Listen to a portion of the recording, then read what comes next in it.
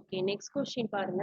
The given linear polynomial y equal to f of x has option A 2 zeros, option B 1 0 and the 0 is 3, option C 1 0 and the 0 is 4, last option no 0.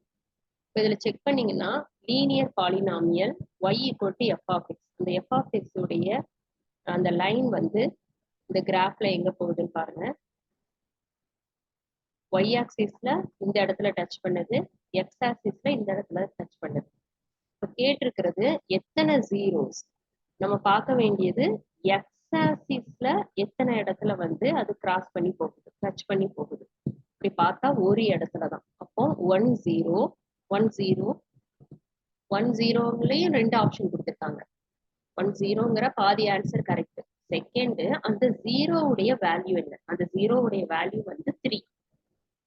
1 0 ஒரு இடத்துல, அதாவது X axis இந்த போதுல, இதான் X axis.